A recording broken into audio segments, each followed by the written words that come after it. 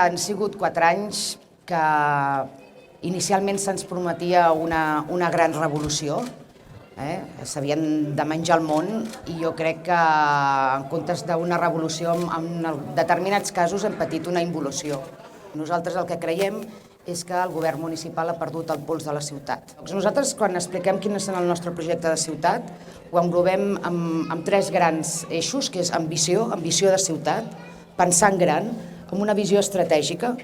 Un bon govern és la gestió solvent del dia a dia i fent ciutat. Per una banda, l'Ajuntament ha de tenir un paper actiu amb la generació de l'activitat econòmica. No pot ser que, i ens arriba, que hi ha una quantitat molt important d'inversions pendents d'executar-se a la ciutat per la dificultat de poder fer els tràmits amb els tempos que correspondrien. El tema dels greuges que han obert més de l'any passat, el més important, és la manca de resposta a les instàncies de la ciutadania. No pot ser. No pot ser. Lògicament, tenim un problema de la neteja i el manteniment de la ciutat. Ens diuen, hem invertit més diners que mai en neteja. Ostres, no es nota. No pot ser que l'entrada de Terrassa sigui una avinguda amb sots, amb herbes, amb una figuera que surt d'un embornal. Tenim un problema de mobilitat a tota la ciutat. Nosaltres estem d'acord amb les zones de baixes emissions, amb aquestes àrees.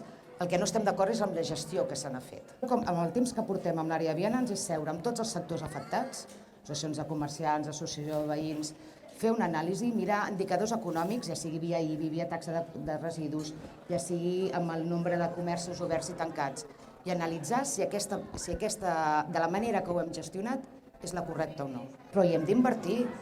Hi ha una manca de manteniment dels polígons.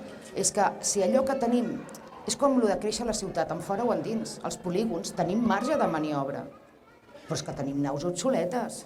Si cada vegada ens diuen que s'inverteix més diners en neteja i la percepció que hi ha a la ciutat és que la terrassa està bruta, hi ha alguna cosa que falla. No entraré a valorar números, perquè els números són números. Només que una sola persona a Terrassa tingui la percepció d'inseguretat, crec que ha de ser preocupació de l'equip de govern. Tant les persones de demòcrates com les de moviment d'esquerres ho deien, de dir, escolta'm, no només compartim un projecte de ciutat, sinó que compartim un projecte nacional de país. I aquesta és la raó, nosaltres ho hem dit, nosaltres volem ser el pal de l'independentisme aquí a Terrassa, nosaltres creiem que un país millor vol dir una Terrassa millor. Esquerra se sent molt còmode governant actualment, té el seu projecte, però jo crec que les coses ens han anat millor com a país i com a ciutat quan hem anat junts. Nosaltres ens presentem per guanyar les eleccions. Si la ciutadania diu, o estableix mitjançant el vot, que hi han d'haver-hi pactes, nosaltres hi volem ser. Volem ser, però nosaltres tenim el nostre programa de govern. Hi ha una línia vermella clara, que és l'extrema dreta, que aquí no ens hi trobareu ni en broma. Tancant altres partits, nosaltres el que volem és guanyar, 2, deixar la nostra empremta en la nostra elecció de govern, que això ho podem fer-ho tant des de l'equip de govern com des de fora, perquè ho hem fet i durant aquest mandat ho hem estat fent. I per tant, parlar de línies vermelles, jo no em sentiràs mai parlar de línies vermelles excepte una, que l'he deixat clara.